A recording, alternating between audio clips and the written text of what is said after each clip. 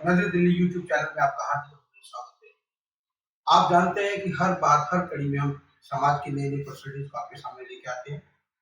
आज की कड़ी में हम आपके सामने लाए हैं आशीष बंसल जी, पीतमपुरा निवासी हैं और आशीष जी के बारे में पहले बताएँ आपको कि आशीष जी पिछले 20 या हम ये कहें 24-25 सालों से लेबर लॉ का काम कर रहे हैं। लेबर लॉ समाज की एक बहुत बड़ी ऐसा काम है जिसकी हर प्राणी को ज़रूरत है, चाहे वो लेबर है या फैक्ट्री वर्कर।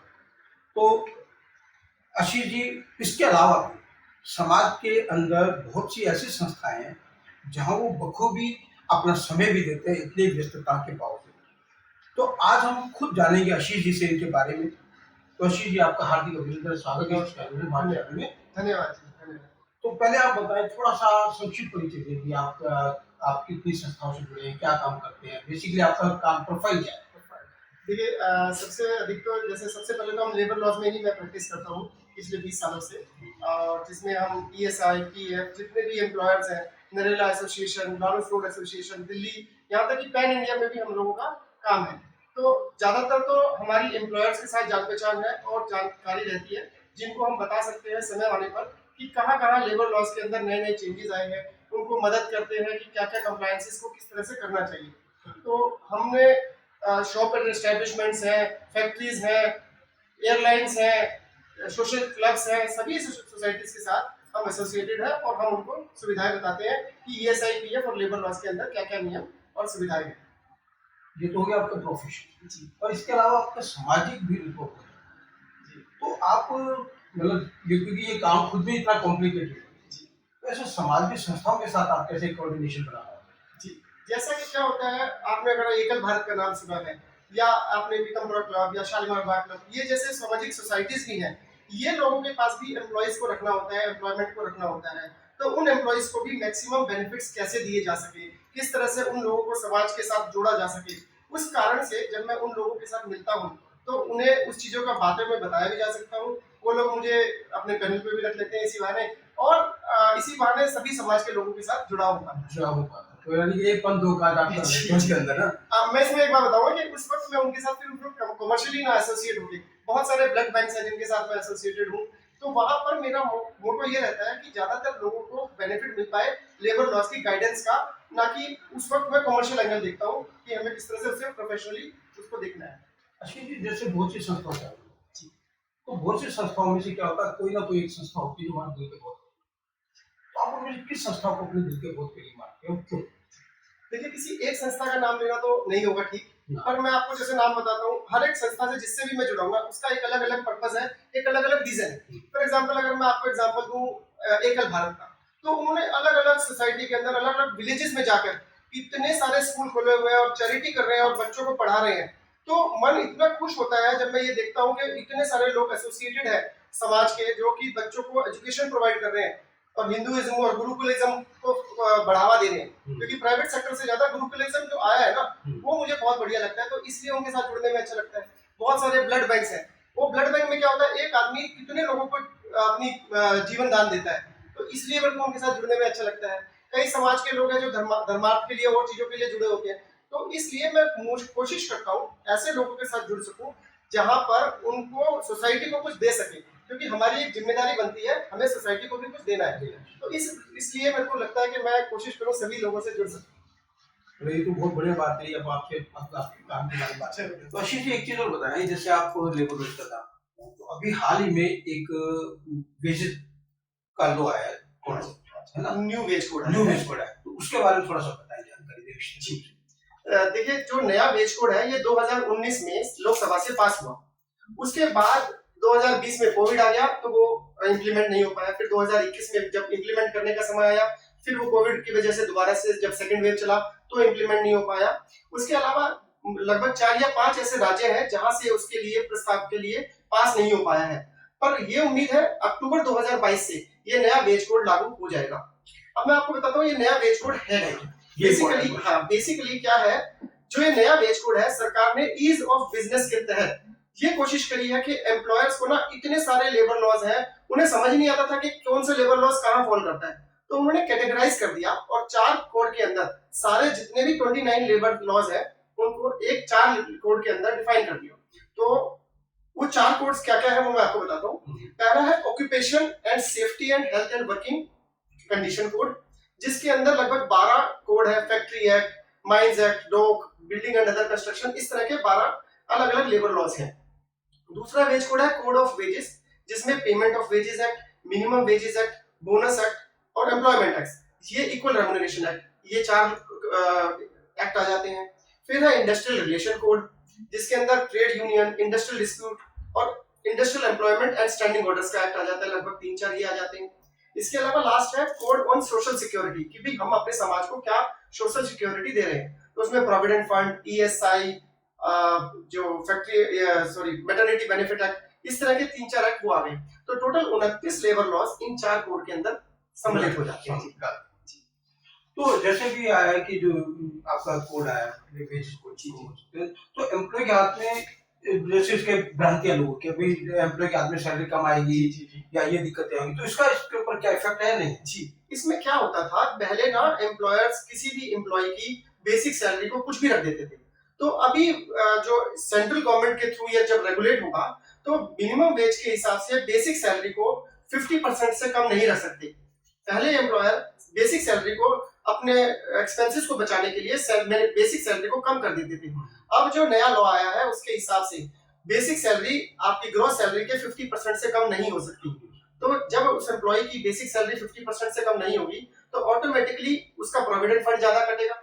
जब प्रोविडेंट फंड ज्यादा कटेगा तो इन हैंड सैलरी कम आएगी। अच्छा, ये वजह है कि जिससे सैलरी उसके हाथ में इन हैंड कम आएगी। लेकिन घबराने की जरूरत नहीं है, ये भ्रांति भी है लोगों में कि सैलरी कम हो जाएगी। वैसे सैलरी कम नहीं हो रही है, अल्टीमेटली जो पैसा कट रहा है वो उसके प्रोविडेंट फंड अकाउंट के अंदर जमा हो रहा है। तो जब वो प्रोविडेंट फंड जब विड्रॉ करेगा तो इंटरेस्ट के साथ उसे वो पैसा वापस मिल जाएगा। तो एक तरह से देखा तो दूसरे शब्द एक्स्ट्रा बेनिफिट उसको ज्यादा ही मिल रहा है। बल्कि समझने की बात ये है कि उसी पैसे के ऊपर एम्प्लॉयर कंट्रीब्यूशन भी आ रहा है।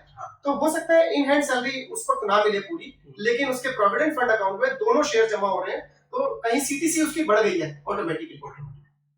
तो एक चीज है कि 4 दिन काम करना पड़ेगा, 3 दिन करना पड़ेगा, छुट्टी देगी 5 दिन, तो ये क्या चीज है इसके बारे में? जी, ये भी एक बहुत बड़ी भ्रांति है लोगों के दिमाग में है कि एम्प्लॉइज इसलिए खुश कर दिए लोगों ने कि भाई 4 दिन काम करना पड़ेगा, 3 दिन की छुट्टी है। जैसे अभी आज भी देखते हैं हम प्राइवेट सेक्टर के अंदर सैटरडे संडे ऑफ होता है। तो जो लेबर लॉज है पहले वाले और अब वाले, इनमें कोई बहुत ज्यादा मेजर चेंजेस नहीं किए गए हैं। क्या किया गया है, पहले आपको 8 घंटे काम करना अनिवार्य होता था। 8 घंटे से ज्यादा आप किसी भी एम्प्लॉय से काम नहीं करवा सकते।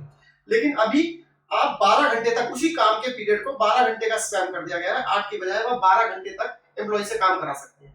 लेकिन पहले भी हफ्ते में 48 घंटे यानी 8 घंटे इंटू 6 48 घंटे काम करा सकते थे। अब भी आप 12 इंटू 4 48 घंटे ही काम करा सकते हैं। तो आपको इजी करने के लिए, ताकि आपका जो एक्सपेंसेस है, ओवरहेड्स है, वो आपके ऊपर कम पड़े, इसलिए सरकार ने क्या किया कि आपको 48 घंटे काम करा सकते हो 12-12 घंटे के 4 दिनों में।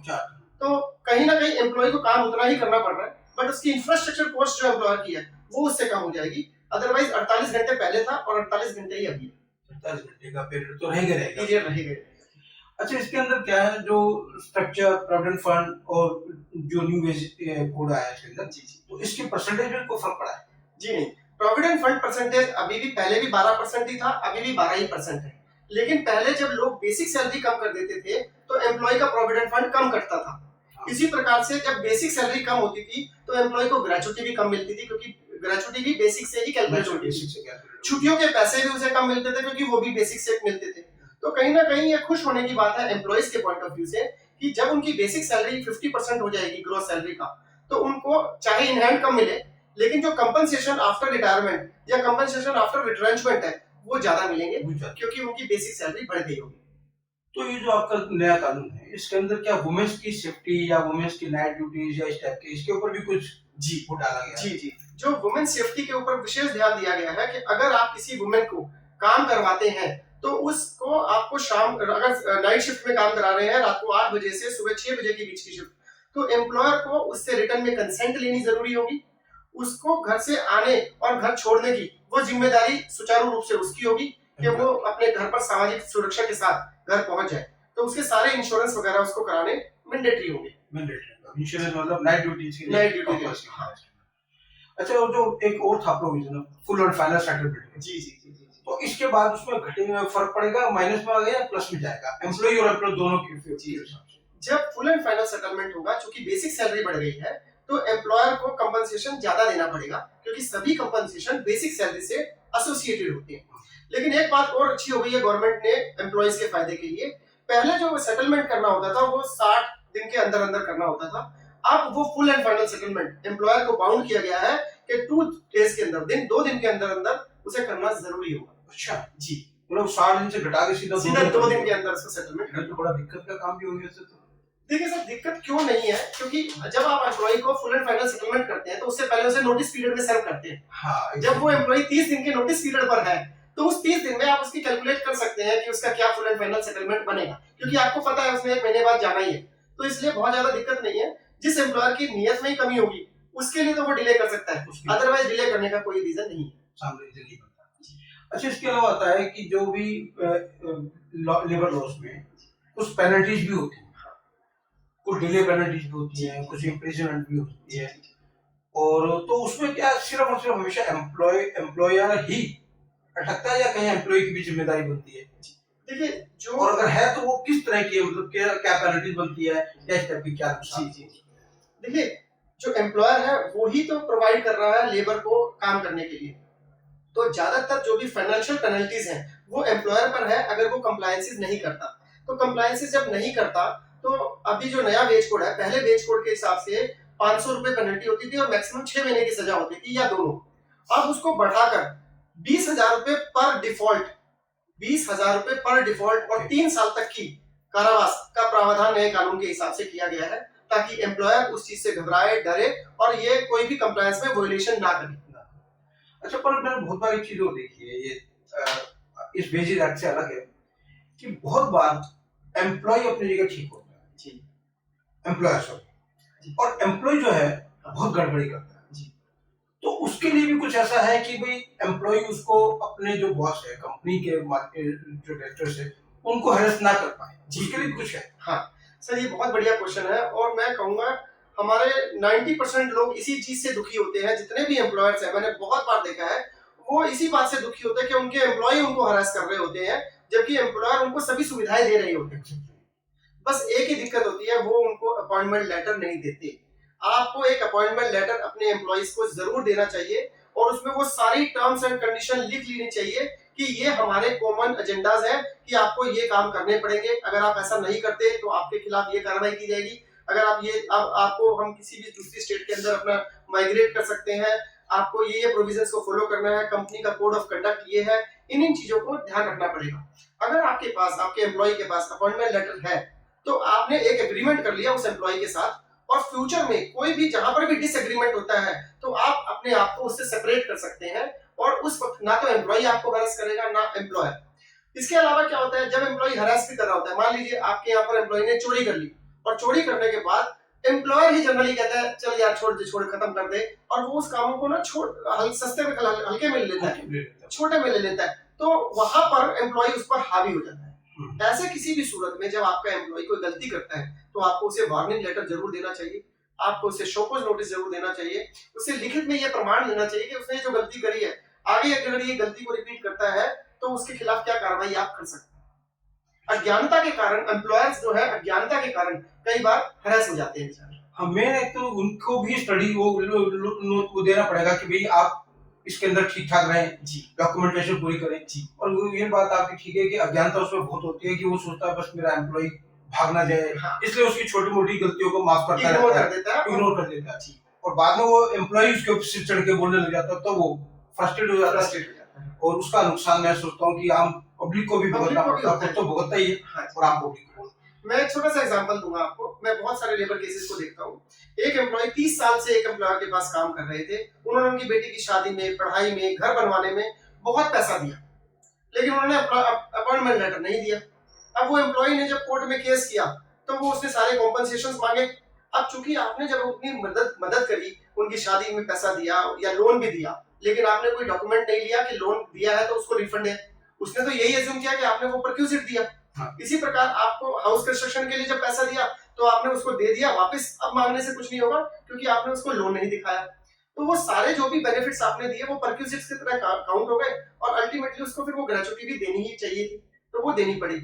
या तो आप उसको क्लियर कम्युनिकेट करते कि मैं आपको ये लोन दे रहा हूँ और मैं आपसे वापस ले सकता हूँ, या मैं आपको ग्रेच्युटी के एवज में वो पैसा दे रहा हूँ जो कि at the time of final settlement आपके साथ करूंगा। तो चूंकि एम्प्लॉयर कई बार अज्ञानता के कारण सारे बेनिफिट्स तो दे देता है, हाँ। लेकिन उन्हें डॉक्यूमेंटेड नहीं करता, जिसकी वजह से वो हैरेस फील करता है। तो नहीं, मेरे ख्याल से तो हिंदुस्तान का अगर सीनियर हम देखते हैं तो बहुत सारे एम्प्लॉयर वो अपने स्टाफ को बहुत कुछ बेनिफिट देते रहते हैं ऑफ द रिकॉर्ड। यस, उसको ऑन द रिकॉर्ड ला दें, उनको टेंशन होती है यार मेरे गवर्नमेंट खाते जाएंगे, गवर्नमेंट खाते में चला जाएगा, राइटिंग में आ जाएगा, तो उसको खर्चे भी दिखाना पड़ेगा, मतलब बहुत सारी चीज। तो शायद कहीं ना कहीं ये वाली बात उनके दिमाग में जेब में इसमें भी मैं चाहूंगा कि अगर जो भी लोग ये देख रहे हैं, अगर वो एम्प्लॉयर्स हैं, तो वो ये चीज समझे कि जितने भी आप वो खर्चे कर रहे हैं सारे इनकम टैक्स में अलाउड खर्चे हैं। आपको 30% का बेनिफिट मिलेगा टैक्स के अंदर, क्योंकि वो जब खर्चा अलाउड हो जाएगा तो आपके ऊपर कम 30% टैक्स कम लगेगा। तो ऑटोमेटिकली उस खर्चे को दिखाइए किताबों में। अगर आपने किसी एम्प्लॉय को पैसा दिया है तो उसे बैंक से पैसा दीजिए, ताकि आप उनके एम्प्लॉइज को अकाउंट फॉर कर सके। खर्चा दिखाने में कोई एतराज नहीं है, फायदा ही है बल्कि एम्प्लॉयर फायदा ही है इसके लिए। तो मतलब इस सबसे बड़ी बात आपके शॉर्ट में अगर हम समझें, पब्लिक को आम भाषा में समझाएं कि भाई जितने भी एम्प्लॉयर हैं सबको अपने स्टाफ की जो भी उनको फंड करते हैं किसी भी एवज में करते हैं तो वो शो कर देना चाहिए।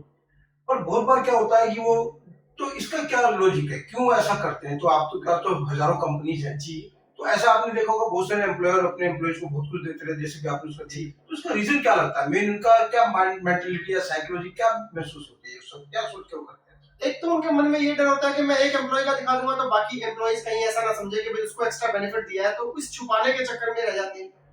ठीक है जी। दूसरा, वो खर्चा किताबों में नहीं दिखाना चाहते हैं, कच्चे में खर्चा करना चाहते हैं, बुक्स को नहीं दिखाना चाहते जबकि दिखाना चाहिए। तो ये रीजंस रहते हैं। और अज्ञानता कि मैंने इसको दे दिया तो फिर कहीं मैं बाउंड तो नहीं हो जाऊंगा हर साल देने के लिए। हाँ। एक बार एक चीज दे दी तो फिर मैं बाकी लोगों को भी देने के लिए बाउंड ना हो जाऊं। इन चीजों के कारण, वो अज्ञानता के कारण और कंपनी पॉलिसीज ना बनाने के कारण वो एम्प्लॉयर थोड़े से परेशान या हरस फील करते हैं। तो अब आपका शॉर्ट में मीनिंग ये है कि सभी कंपनीज को अपनी पॉलिसी बना लेनी चाहिए, जरूर बनानी चाहिए, और जिस दिन एम्प्लॉय आता है उस दिन उसके साथ सिग्नेचर, उसे अपॉइंटमेंट लेटर जरूर देना चाहिए। अच्छा, कई बार उनको ये अज्ञानता रहती है कि यार मैंने अपॉइंटमेंट लेटर दे दिया जी, तो उसको मेरे को ईएसआई है, प्रोविडेंट फंड है, फलाना है, दिमाग है, बहुत कुछ उसको करना पड़ेगा। तो उसके लिए आपके पास मिनिमम लोगों की कितनी रेशो होनी चाहिए कि किसी कंपनी को ईएसआई, प्रोविडेंट फंड या लेबर लॉस में जाने के लिए? देखिए सर, आपके यहाँ पर जब कोई कर्मचारी आ गया, ये बस आपके मन का वहम है कि आप मुझे कैश दे देंगे तो अपनी किताबों में नहीं दिखा रहे, ये इलीगल है। मैं इस बात को बिल्कुल सपोर्ट नहीं करता। जिस दिन कर्मचारी आया उसी दिन से उसे अपने रिकॉर्ड पे चढ़ाइए, उसी दिन से उसे ईएसआई और पीएफ में एनरोल करवाइए, उसको बैंक से पैसा दीजिए। ये सारे कानूनी प्रावधान है। और उसे जब आप ये बेनिफिट्स देंगे तो आपकी रिट्रेंचमेंट रेशो बहुत कम हो जाएगी, एम्प्लॉय आपको अपना मानेगा। आप डे वन पर ही उससे सोतेला व्यवहार करेंगे तो आप एम्प्लॉय से कैसे उम्मीद करेंगे कि वो आपकी कंपनी की ग्रोथ दे? जब आप उसे डे वन पर आप सभी सुविधाएं जो गवर्नमेंट ने दी है आप उसे वो मुहैया कराइए। मैं आपको गारंटी देता हूँ सर, इतने सारे एम्प्लॉयर्स हैं जो 100% कंप्लायंस करते हैं, उनकी यार रिट्रेंचमेंट है ही नहीं, नंबर ऑफ एम्प्लॉयज चेंज ही नहीं होते हैं, 20 सालों से काम कर रहे हैं। तो उसके लिए मिनिमम जो लोग हैं जी, एम्प्लॉयज, कितने की रिक्वायरमेंट है, मिनिमम या मैक्सिमम कुछ ऐसा? जिस भी ऑर्गेनाइजेशन में 10 या उससे ज्यादा एम्प्लॉयज हो जाते हैं वहां पर ईएसआई एक्ट लागू हो जाता है। उस ऑर्गेनाइजेशन को ईएसआई में रजिस्ट्रेशन अपना कराना अनिवार्य हो जाता है। इसी प्रकार जहां 20 या उससे ज्यादा आदमी काम करने जाते हैं उस एस्टेब्लिशमेंट को अपने आप को प्रोविडेंट फंड में रजिस्टर कराना अनिवार्य हो जाता है। और अगर इससे कम है तो उसका जरूरत तो नहीं है, उसकी जरूरत नहीं तो है। फिर इस कंडीशन में क्या किया जाए? वो तो आपने जो बताया सारा कुछ वही है, 10 और 20 वाला मामला। इससे कम में तो वो कैसे अपने आप को सेव करेगा? उन्हें अपॉइंटमेंट लेटर तो जरूर देना ही ना। अपॉइंटमेंट लेटर का तो शॉप एंड एस्टेब्लिशमेंट एक्ट में आता है, और एक भी एम्प्लॉय है तो उसे आपको देना है अपॉइंटमेंट लेटर। अटेंडेंस रजिस्टर एक भी आदमी तो भरना ही है, तनख्वाह बैंक से देनी अनिवार्य है। तो ये सारे काम तो जो बेसिक है वो तो करने ही है ना। तो तनख्वाह कुछ भी सेट आपस में सेटलमेंट उसके ऊपर राइटिंग करके भी तनख्वाह ये बनती है, क्योंकि बहुत से लोग होते हैं कि तनख्वाह देते कुछ है, डॉक्यूमेंट्स में रजिस्टर में कुछ और डालते हैं, तो इसका भी तो वो लोग शायद जी ये चीज पहले होती थी। मैं अपने दर्शकों को बताना चाहूंगा, पहले क्या होता था, एम्प्लॉयर कैश सैलरी दे देता था। मान लीजिए उसने 10,000 रुपया सैलरी दिया और दिल्ली का मिनिमम वेज मान लीजिए 16,000 रुपया है, तो वो 16,000 रुपए के वाउचर को साइन कर लेता है। लेकिन अभी जो नया नोटिफिकेशन आया है या नया वेज कोड आया है, इसके तहत मैंडेटरी है आपको एम्प्लॉय के अकाउंट में पैसा ट्रांसफर करना। यहाँ पर कोई एक्सक्यूज नहीं सुना जाएगा कि वो एम्प्लॉय का बैंक अकाउंट नहीं था या कुछ नहीं था। अगर एम्प्लॉय का बैंक अकाउंट नहीं था तो बेयरर चेक दीजिए और उसे वार्निंग दीजिए कि अगर अगले महीने आपका बैंक अकाउंट नहीं खुला तो आपके खिलाफ कार्रवाई की जाएगी, आपको नौकरी से निकाला जा सकता है, क्योंकि 6 महीने का तो प्रोबेशन पीरियड भी है। हाँ। तो उन 6 महीनों के अंदर अगर वो नहीं कंपनी की पॉलिसीज को फॉलो करता तो, और आजकल इतना आसान हो गया बैंक अकाउंट खुलवाना, सब कुछ आसान। सुविधाजनक है, एटीएम से पैसा है। इससे क्या होगा, जब एम्प्लॉय के अकाउंट में 16,000 रुपए वो ट्रांसफर करेगा तो ऑटोमेटिकली कंप्लायंस हो जाएगी, और 10,000 रुपए ट्रांसफर करेगा तो ऑटोमेटिकली नॉन कंप्लायंस हो जाएगी। तो इसलिए कैश को रिजेक्ट किया जाता है या उसको डिस्करेज किया जाता है। इसीलिए कैश को मतलब मना कर रहे हैं, डिस्करेज कर रहे हैं, डिस्करेज करें, तो ताकि वो सब कुछ ट्रांसपेरेंसी बनी रहे, Transparency। और जो एम्प्लॉय है जी, वो भी अपनी उस पे ना आ पाए कि भी वो हरेसमेंट ना कर पाए, हरासमेंट नहीं करेगा जी। क्योंकि जब सब चीज लीगलाइज होगी तो हरेसमेंट करेगा नहीं। तो इसके अलावा एक चीज है कि जैसे आपने बहुत कम उम्र, मैं तो क्योंकि जैसे आपको बहुत साल से मैं जानता हूँ, बहुत उम्र में आपने एक बहुत बड़ी तरक्की हासिल की, तो आप इस तरक्की का सूत्र था और या इसके पीछे किसको आप मानते हैं, किसकी प्रेरणा आप ये मानते हैं? सर मुझे लगता है मेरे माता पिता इसके पीछे हैं, जिनकी प्रेरणा से, जिनके आशीर्वाद से आज मैं इस जगह पहुंचा हूँ। और आप लोगों का प्यार, आप उनका संस्कार सबसे इम्पोर्टेंट है, जो माता पिता संस्कार देते हैं वो बहुत रोल प्ले करता है। आज मैं जहाँ मिलता हूँ और लोग कहते हैं कि भी मैं बहुत पोलाइटली बात करता हूँ, तो वो उन्होंने जो दिया संस्कार, उसी की वजह से ये सारी चीजें हैं। उन्होंने मेरे को शिक्षा दी, उच्च शिक्षा, अच्छी से अच्छी शिक्षा प्रोवाइड करवाई, और जीवन में आगे बढ़ने के लिए, पॉजिटिव रहने के लिए जो वो किया। इसलिए मैं आज आप लोगों के सामने ऐसा हूँ। तो आज का जो युवा पीढ़ी है, बहुत से लोग इसमें भी देखा है कि वो शॉर्टकट यूज करने की कोशिश करते हैं कि शॉर्टकट से बड़ा पैसे कमाओ, या बैंक रॉबरी या बैंक की जो चीटिंग वीटिंग जो भी करते हैं, या खासतौर से जो बड़ी बड़ी कंपनी के ओनर है वो भी। तो आप उनके बारे में उनको क्या सलाह देना चाहते हैं? जी सर, इसमें तो बहुत सारे लोगों ने भी कहा हुआ है, there is no shortcut to success. तो कोई शॉर्टकट नहीं है सक्सेस का, निरंतर प्रयास करने से सक्सेस प्राप्त होनी ही होनी है, ये गारंटेड है। आपको मैं बताता हूँ, मेरे पास लगभग 1000 के करीब क्लाइंट्स होंगे, और मैं जब भी उनसे मिलता हूँ मेरी ये कोशिश रहती है कि आपकी कंप्लायंस 100 होनी चाहिए। मैं अधिकतर क्लाइंट्स को पॉजिटिव से उनको समझाने की कोशिश करता हूँ कि आपको अपने कंप्लायंसेस को कैसे करना है। आपके ऊपर भी कॉस्ट बर्डन नहीं आएगा, एम्प्लॉय भी फायदे में रहेगा, आपकी कंपनी को भी फायदा होगा। एक्चुअली हमारे समाज में ना लोग फायदा नहीं बता पाते कि लेबर लॉ को कंप्लाई करने में कितने फायदे हैं। वो शायद इसलिए उस चीज में लगे रहते हैं, शॉर्टकट ढूंढते रहते हैं। हाँ जी, और मात्र 4% ईएसआई का खर्चा है। देखिए दोस्तों, 4% ईएसआई के खर्चे पर आपके एम्प्लॉय सिक्योर्ड हो जाते हैं किसी भी एक्सीडेंट से, किसी भी इंजरी से, किसी भी परेशानी से, यहाँ तक कि उनके परिवार के लोग भी उसके अंदर सिक्योर हो जाते हैं। बेनिफिट होता है, और प्रेगनेंसी से लेकर मैटरनिटी बेनिफिट से लेकर और माता पिता के कैटरेक्ट के ऑपरेशंस तक फ्री ऑफ कॉस्ट होते हैं। ईएसआई डिपार्टमेंट लगभग 1-1 करोड़ रुपए तक का बेनिफिट देता है, और कंट्रीब्यूशन कितना दिया होता है, मात्र 2000, 5000, 20000 रुपए। तो 20000 रुपए वाला आदमी भी 1-1 करोड़ रुपए तक का बेनिफिट ले जाता है। तो इस सारे सिनेरियो को अगर हम देखें तो आज का जो यूथ है, क्योंकि हम अंतिम सवाल पे आ रहे हैं, तो आज के यूथ को आप अपनी तरफ से क्या सुझाव, क्या संदेश देना चाहिए? जी देखिए, अगर आप यूथ हैं और अगर आप एम्प्लॉय हैं, हम दोनों की बात करते हैं। अगर आप एम्प्लॉय हैं तो आपको अपने एम्प्लॉयर को 100% काम कर दिखाना चाहिए, 100% मेहनत से उसकी कंपनी की ग्रोथ में मदद करनी चाहिए। इससे क्या फायदा होगा, अगर कंपनी की ग्रोथ होगी तो आपकी ग्रोथ होना डेफिनेट है, पक्का है। The way you do anything is the way you do everything, जैसे कि कहा जाता है। इसी प्रकार अगर आप एक एम्प्लॉयर हैं तो आपको ये ध्यान रखना है कि आप अपने एम्प्लॉय को सारे कंप्लायंसेस, सारे बेनिफिट्स दें, ताकि वो आपका नाम 4 जगह जब भी जाए तो वो ये बता सके कि मैं फला एम्प्लॉयर के पास काम करता था और मुझे ये फला सुविधाएं मिलती थी। एक तो पहली बात, वो जाएगा ही नहीं, क्योंकि जब आप उसे सारी सुविधाएं देंगे। एम्प्लॉय कभी क्यों छोड़ते हैं, आपको एक रीजन देखें कि एम्प्लॉय जनरली क्यों छोड़ते हैं।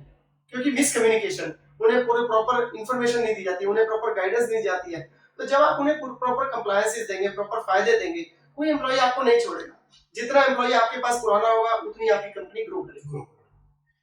तो ये थे आशीष बंसल जी हमारे बीच में, जिन्होंने कितने बेबाक तरीके से सारे सवालों के जवाब दिए, और हम इनके उज्जवल भविष्य की कामना करते हैं। जय हिंद, जय भारत।